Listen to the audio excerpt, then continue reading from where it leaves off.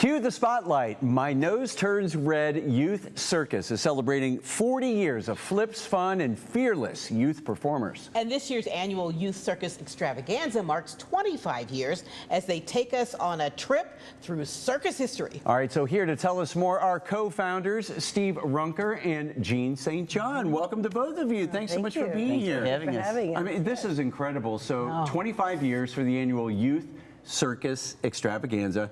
Where did the idea for My Nose Turns Red originally come from? Well, as we were saying, we started off as mimes and old-fashioned mimes a long time ago, but we actually started studying different forms of theater and clowning from watching. There was a lot of clowns on TV, like on TV, I Love Lucy and Red Skelton and all those, and I loved that stuff. Dick Van Dyke. So we started talking and moved away from mime and did clowning. Nice. Yeah. How fun is that? Yeah. It's very fun. It's very fun. So talk about this year's Youth Circus Extravaganza. The theme is a Circus Odyssey. So what can families expect? A journey through time of circus. We start out with cavemen and the bones and move along to the discovery of the wheel. And then we move on to the Greeks. Okay. And the Romans. Yes, we have Roman legionnaires on stilts. Yes. Wow. Oh, cool. You really are taking us through time. Yeah, they vary. Through time. And they're not just cool; they're cute. They're all like second, third, and fourth graders. I mean, Romans, you know. Stilt walkers. And then the Middle Ages, where there was a lot of traveling theater troupes. And then Steve is going to do Arlecchino, which is a Commedia dell'arte character. Okay. Better known later as Harlequin. Yes. Right, yeah. Harlequin, Yes. And then after that, we kind of move into Philip Ashley, who started in 1786, a One Ring. Okay. So we have our horse costume, Bernard. He will be there, Bernard the horse. And then we'll go from there to the Annie Oakley. Oh, yeah. Oh, wow. Sharpshooters. Oh, yeah. Yeah. Annie Oakley. And then we go a little bit outside of the realm of circus to cover Philippe Petit.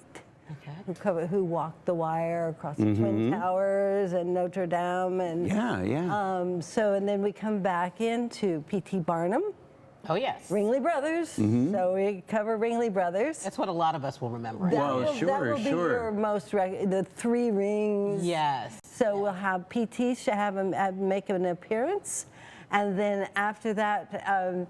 We go to contemporary circus, and when it all changed with Cirque du Soleil and contemporary circuses, and then we go on to the future, which this is particularly a vision of. We have one girl in the lyra, the hoop, and the tumblers, and they go on to the future. And then the second act is our acts, you know, where you'll see the unicycle act, the German wheel act, the jump rope, which are pirates.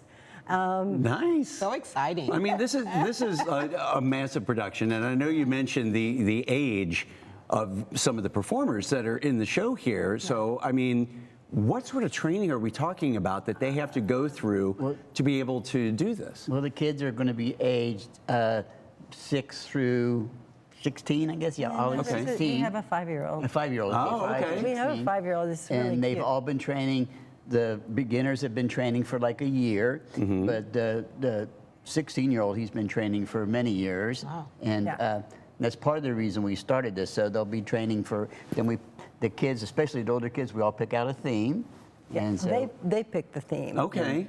So why is it important for them to have this creative space? You know, a circus, youth circus especially, it offers the physical training. Yes. It helps you with your hand-eye coordination, balance, all those skills. Yeah.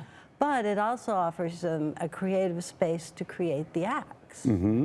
And that's where we get the whiteboard out and we start talking about themes and going through and, you know, defining acts and everything. Sure. So it gives them that kind of creative space that most sports wouldn't offer Right. you, and a regular theater program would offer you that, but wouldn't give you that kind of physical training. And a lot of kids need that. Yeah, they need it a lot. They need it. And since we started doing this because we used to travel and do shows, and do residencies, we would see kids for a show, or families for a show, or do a residency for a week or a month. Here we wanted to give kids something to build on, and we wanted to see them grow Over up. So we've had kids start in kindergarten, take circus with us all the way through high school. So we've grown Wow. several And generations. that's what we wanted out of this. That has to be amazing too over the years, seeing those kids Yeah. grow as they perform with the circus and everything. I'm sure people watching would love to get tickets or learn more about the extravaganza that's taking place. How can they do that? They can go online, mynosturnsred.org, and look up extravaganza. It'll be right there on that front page, and there'll be tickets. And where does the show take place? At Fairview Clifton German Language School. It sounds so fun. Yes, well, we have year-round classes. We do after-school programmings, and I should say we're supported by ArtsWave and the Ohio Arts Council. And we have and this summer it'll be Circus in the Parks. How fun. 10 outdoor free performances in various locations. Well, make sure you go visit the website if you want to maybe get your grandkids involved or something that like that. stuff. But thanks so much, Stephen and Jean, you. for joining Well, us. thank and you. Good luck with everything. It sounds so fun. Oh, It's thank very you. fun. Thank you. Thank you for having us. Absolutely.